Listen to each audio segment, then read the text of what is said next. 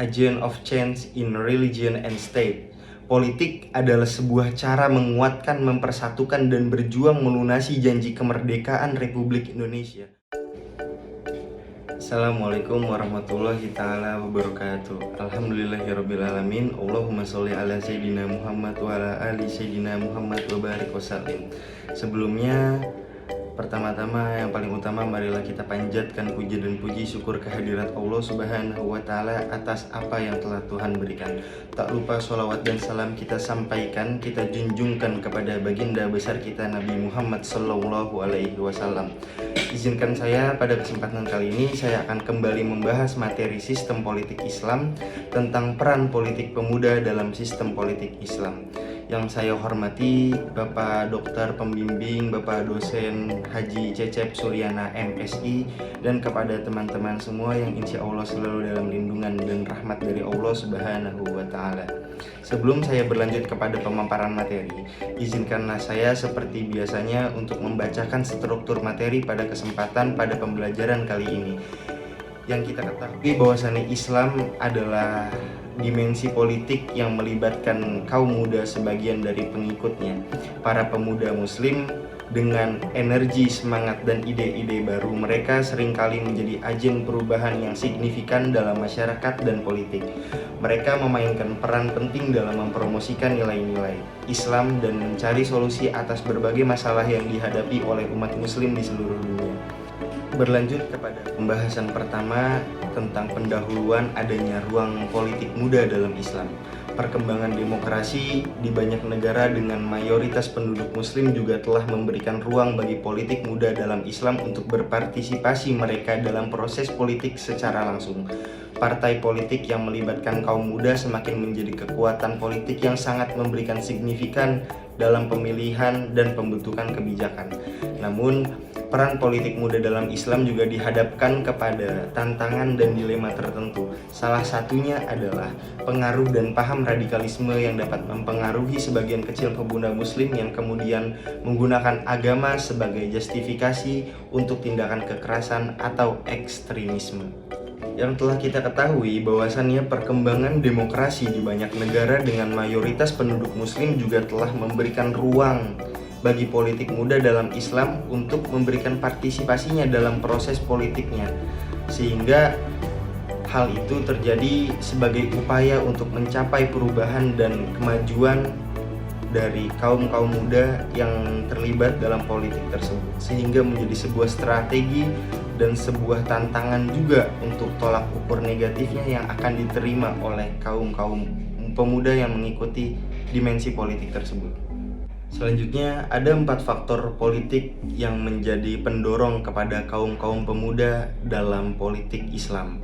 Yang pertama, adanya teknologi. Yang kedua, media sosial. Ketiga, gerakan. Dan yang keempat, sebuah semangat yang dikaumkan, yang dinaungi oleh kaum-kaum pemuda, sehingga mereka ini ingin membawa perubahan yang positif dalam masyarakat, mengatasi ketimpangan sosial, dan mempromosikan pemerintahan yang adil dan berdasarkan dengan nilai-nilai agama Islam.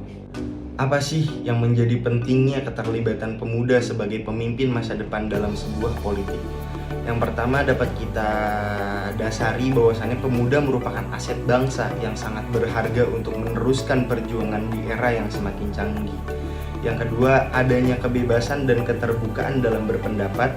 Gerakan yang dibuat oleh para pemuda tiada henti hanya pada zaman Rasulullah, namun sekarang pun masih banyak pemuda-pemuda yang memperjuangkan nilai-nilai keislaman dalam sistem politik tersebut.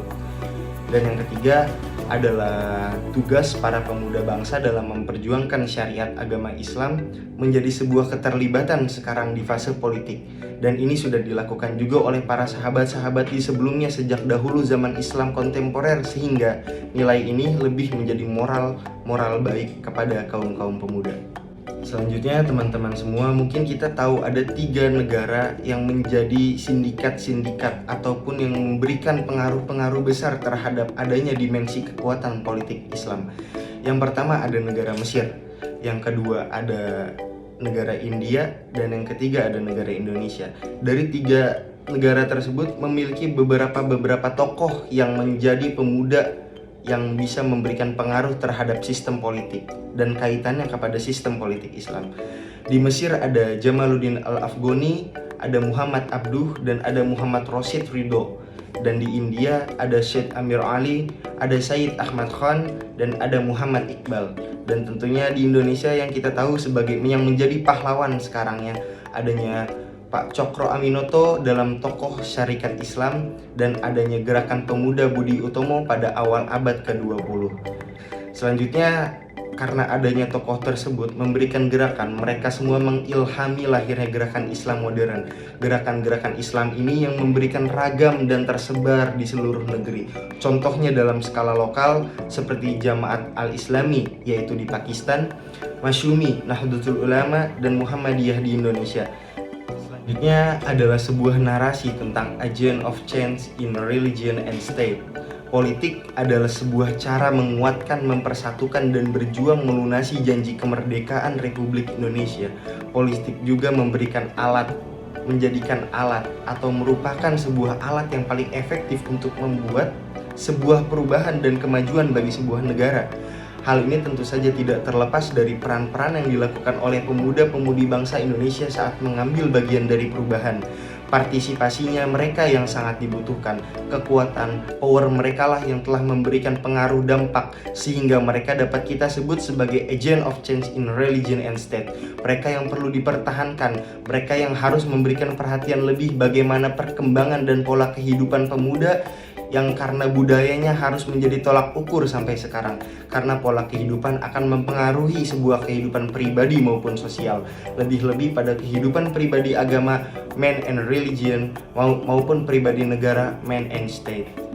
Oleh karena itu, yang telah kita ketahui bahwasannya kita sebagai pemuda menjadi agent of change atau sebagai pembawa perubahan, bahasan potensi dalam menciptakan perubahan positif ini saya rangkum menjadi 4. Yang pertama, dapat dikatakan bahwasannya pemuda adalah wakil masa depan, menjadi generasi yang akan mewarisi dunia politik dari generasi sebelumnya, mereka yang memiliki minat yang besar dalam membangun masa depan yang lebih baik dan lebih adil.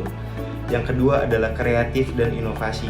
Secara global, dialektika pemuda mampu berpikir di luar kotak dan menemukan cara baru memecahkan masalah yang kompleks dalam politik, di mana tantangan dan masalah seringkali menjadikan perubahan ataupun menjadikan pendekatan yang berbeda dengan membuka jalan untuk jalan yang lebih baik lagi.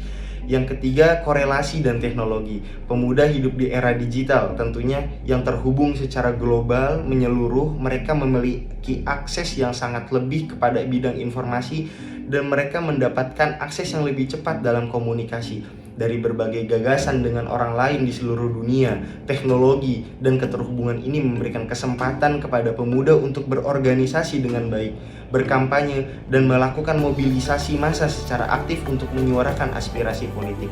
Yang keempat adalah penggerak sosial.